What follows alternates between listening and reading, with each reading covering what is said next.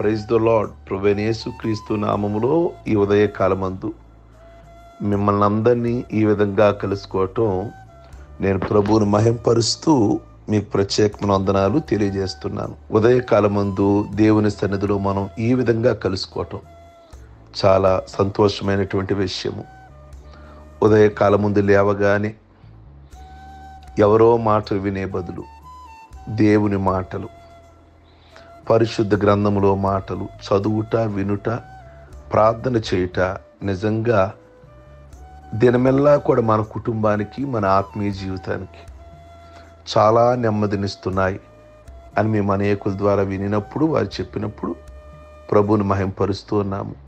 అలాగే తప్పకుండా ఈ మాటలు మీరు వేరే వారికి ఫార్వర్డ్ చేయండి. అందరూ కూడా గమనించమని మనం చేస్తున్నాము.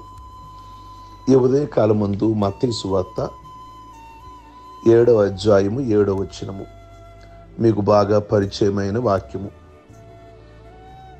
అడుగుడి మీకు ఇయ్యబడును, వెదకుడి మీకు దొరుకును, తట్టుడి మీకు తీయబడును. యేసు ప్రభు చెప్తున్నారు, అడగండి మీకేదైనా కానీ మీకు ఇస్తాను, వెదకండి నా సన్నిధిలో మీకు దొరుకుతుంది, తట్టండి నా డోరు కొట్టండి, మీకు ఏ జవాబు కావాలో అది మీకు తీయబడుతుంది అని ప్రభు చెప్పారు. యాకోబు పత్రిక 4వ అధ్యాయము 2వ వచనములో యాకోబు అంటాడు, మీరు దేవుణ్ణి అడగనందునే మీకేమీ దొరకటం లేదు. అవును, మనము అడగకపోవటం వల్ల చాలా విషయాలు పొందుకోలేకపోతున్నాం. ప్రతి చిన్న పెద్ద విషయము దేవుని సన్నిధిలో అడగటము మనం అలవాటు చేసుకోవాలి. నా వ్యక్తిగతంగా నేను కూడా ఈ మాటలు మీతో మాట్లాడుతున్న నేను కూడా ప్రతి విషయం కూడా, ప్రతి చిన్న విషయం కూడా దేవునికి తెలియజేస్తాను. ప్రతిదీ దేవునికి తెలియచేయటం మనకి ఎంతైనా దీవెన. ప్రతిదీ దేవుణ్ణి అడిగి మనం అడుగు ముందుకు వేయవలసి ఉన్నాము. ప్రియ దేవుని బిడ్డలారా, కనుక తక్కువ అడిగి తక్కువ పొందుకున్నవారు ఉన్నారు, ఎక్కువ అడిగి ఎక్కువ పొందుకున్నవారు ఉన్నారు. కొంతమంది ఎలా ఇష్టపడతారంటే బల్ల కింద రొట్టె ముక్కలు దొరికితే చాలు అనుకుంటారు. కింద పడిపోయిన మొక్కలు, చిన్న చిన్న మొక్కలు చాలు అనుకుంటారు. కొందరు అలా సరిపెట్టుకోరు. బల్ల దగ్గర కూర్చొని యజమాని పెట్టే గోరుముద్దలు తినాలి అని ఆశిస్తారు. కొంతమంది చేపలు పట్టేవాళ్ళు, ఆ గాలం వేసేవాళ్ళు చిన్న చేపలు దొరికిన తృప్తి చెందేవాళ్ళు ఉన్నారు. కొంతమంది అలా కాదు, పెద్ద పెద్ద చేపలు పడే వరకు వాళ్ళు వేటాడుతూనే ఉంటారు. అది వారికి ఆనందాన్ని ఇస్తుంది. మీరు దేవుని సన్నిధానములో చిన్న వాటిని చాలే అని సరిపెట్టుకునేలాగున్నారా? లేదు, ఆ గోరు ముద్దలు తినాలి ఆ యజమాని దగ్గర కూర్చొని అనే విధంగా ఉన్నారా? ఆ బల్ల దగ్గర పడే రొట్టె ముక్కలు చాలు చిన్నవి అనుకుంటున్నారా? కొద్ది వాటితో సంతృప్తి చెందాలనుకుంటున్నారా? ఎక్కువ వాటిని పొందుకోవాలనుకుంటున్నారా? ఆయన ఇవ్వలేని అసమర్థుడు కాదుక నువ్వు నమ్ముకున్న నీ దేవుడు. దేవుడు ఎంత ప్రేమతో ఈ విషయాన్ని ప్రస్తావిస్తున్నాడో ఒకసారి గమనించండి. కొందరు దేవుని సన్నిధిలో ప్రార్థించక తమకు కావలసింది సంపాదించుకోలేకపోతున్నారు. ఎలా సంపాదించుకోవాలనుకుంటున్నారు వారు? ప్రార్థన రూట్ కాకుండా జగడాలు, పోట్లాడి లాక్కోవాలనుకుంటున్నారు, హత్యలు జరిగించి లాక్కోవాలనుకుంటున్నారు. అది ప్రభువుకి ఇష్టం కాదు. నీకేదైనా స్థలం కావాలి, న్యాయ పోరాటం చెయ్యి, కోర్టులో దేవుని సన్నిధిలో ప్రార్థన చెయ్యి. అంతేగాని తగాదాలాడి లేదా హత్యలు చేసి కుట్రలు చేసి అది సంపాదించుకోవాలని అనుకోవటం వాక్యానికి విరుద్ధమైనది. నన్ను అడుగుడి మీకు నేను ఇస్తాను. ప్రభు మనకు సహాయం చేయడానికి సిద్ధంగా ఉన్నాడు. ప్రియ దేవుని బిడ్డలారా, ఈ ఉదయకాలమందు దేవుని యొక్క వాక్యములో నువ్వు సేవిస్తున్నటువంటి దేవుడు ఆయన రాయి కాదు కదా, ఆయన రప్ప కాదు కదా, ఆయన కొమ్మ కాదు కదా, ఆయన బొమ్మ కాదు కదా, ఆయన సజీవుడు, ఆలకించే దేవుడై ఉన్నాడు. జార్జ్ ముల్లర్ అనే ఒక భక్తుడు ఒక్క రూపాయి కూడా ఏనాడు మనుషుల్ని యాచించలేదు. $7 మిలియన్ల ఆయన దేవుణ్ణి అడిగి పొందుకున్నాడు. 2,000 మందికి పైన అనాథులకు ఆశ్రయం కల్పించాడు.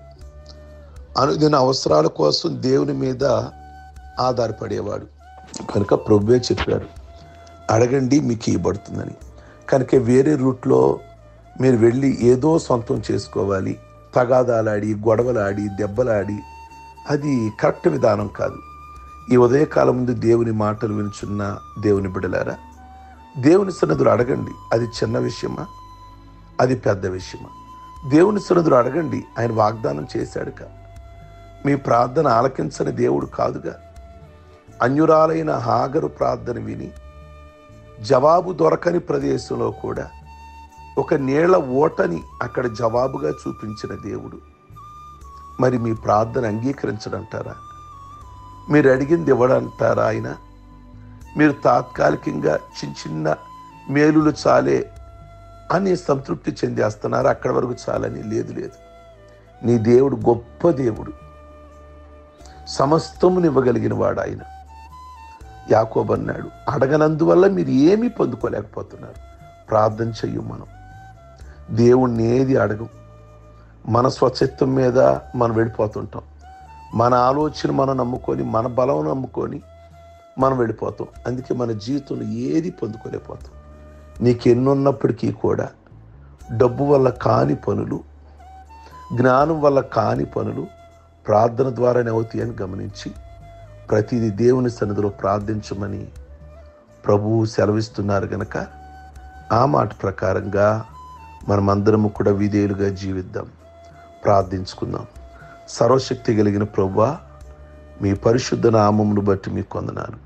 అన్ని విషయాల్లో మీరు మాకు ప్రార్థన ఎలా చెయ్యాలో మీరు మాకు నేర్పిస్తున్నారు. మీకు స్తోత్రం. అడగండి, మీకు ఇస్తాను. వెదకండి, నా సన్నిధిలో వెదకండి, దొరికే వరకు వెదకండి, అది మీకు దొరుకుతుంది. తట్టండి, ప్రార్థన ద్వారా నా తలుపును తట్టండి, నేను వచ్చి తలుపు తీసి మీ కొరకు తీయబడుతుంది. ఆ ద్వారం తీయబడుతుంది. ఏ ద్వారం తెరవబడాలో ఆ ద్వారం తెరవబడుతుంది. నేను ఎంత చక్కని మాటలు ప్రభువా. ఈ ఉదయకాలం ముందు కొంతమంది వివాహము అని మీ దగ్గరికి వచ్చి ఆ డోర్ కొడుతున్నారు. వివాహం అనే ద్వారం వారికి తెరవండి ప్రభువా. సంతానం లేని వాళ్ళు డోర్ కొడుతున్నారు. మీరు ప్రభువా వారికి సంతాన విషయంలో వారికి ద్వారం తెరవమని ప్రార్థన చేస్తున్నాం ప్రభువా. అనారోగ్యంతో బాధపడుతున్న వారు ఉన్నారు. వారిని ఇప్పుడే నాయన వారి ప్రార్థన అంగీకరించి వారిని స్వస్థపరచమని ప్రార్థిస్తున్నాం ప్రభువా. స్వంత గృహాలు లేని వాళ్ళు ఉన్నారు. వారికి స్వంత గృహాలు దయచేయమని ప్రార్థిస్తున్నాం తండ్రి. వాళ్ళ జీవితంలో ఏమైతే కోల్పోయిన వాటన్నింటినీ కూడా ప్రార్థన ద్వారా పొందుకోవాలి. సంతోషమైన, సమాధానమైన, ఆస్తినైనా ఏదైనా కానీ ప్రభువా, మరలా వాళ్ళ జీవితంలో ఏమి కోల్పోయారు, ఏ ఆనందాన్ని కోల్పోయారు, ఇప్పుడే వారి కుటుంబాలలో ఆనందాన్ని, ఆ సంతోషాన్ని వారి జీవితాలలో మీరు దయచేయమని ప్రార్థిస్తున్నాం ప్రభువా. మీకు స్తోత్రాలు చెల్లిస్తున్నాం. ఏమి వెతుకుతున్నారో వాళ్ళు మీ సన్నిధిలోకి వచ్చి ప్రభువా, అది నాయన దొరికే వరకు మీ బిడ్డలు వెతకడానికి కృప దయచేయమని ప్రార్థిస్తున్నాం ప్రభువా. మీకు వందనాలు. ప్రతి కుటుంబాన్ని దీవించి, చిన్నలనేమి, పెద్దలనేమి, వృద్ధులనేమి, చంటి పిల్లలనేమి ఎవరిని మీరు విడిచిపెట్టొద్దయ్యా. ప్రతి వారికి కావలసిన ఆరోగ్యము, ఆశీర్వాదము, మీ కృప వారికి దయచేయమని ప్రార్థిస్తున్నాం. ఎగ్జామ్స్ రాస్తున్న బిడ్డలందరికీ కూడా ప్రభువా మీ హస్తాన్ని పట్టుకొని మీరు మంచిగా ఎగ్జామ్స్ రాయించమని ప్రార్థిస్తున్నాం. మీకే వందనాలు, స్తుతులు, స్తోత్రాలు. దూర ప్రాంతంలో ఉంటున్న బిడ్డలు నాయన, యవన బిడ్డలు కానీ పెద్దలు కానీ దూర ప్రాంతంలో, సంఘానికి దూరంగా, కుటుంబానికి దూరంగా, తల్లిదండ్రులకు దూరంగా ఉన్నారు. ఎవరైతే ఉన్నారో ప్రభువా వాళ్ళకి మీరు తోడుగా, నీడగా ఉండమని ప్రార్థిస్తూ ఈ దినదీవులతో నింపమని ప్రార్థన చేస్తున్నాం. ముఖ్యంగా ఈరోజు శుభకార్యాలు తలపెట్టిన వాళ్ళని, అలాగే ప్రయాణాలు తలపెట్టిన వారిని మీరు జ్ఞాపకం చేసుకోండి. పెళ్లి రోజులు, పుట్టినరోజులు, ఆత్మీయ పుట్టినరోజులు చేసుకుంటున్న వాళ్ళని ప్రభువా దీర్ఘాయుష్వంతులుగా చేస్తూ మీరు అక్కడ పర్యంతరం కూడా వారిని ఆనందభరితులుగా ఉంచమని, సమస్త మహిమ, ఘనత, ప్రభావములు పొందమని యేసయ్య నామములు అడిగి వేడుకొంచున్నాం తండ్రి. ఆమేన్. మీ అందరికీ ఉదయకాలమందు ప్రత్యేకమైన వందనాలు తెలియజేస్తున్నాం. God bless you.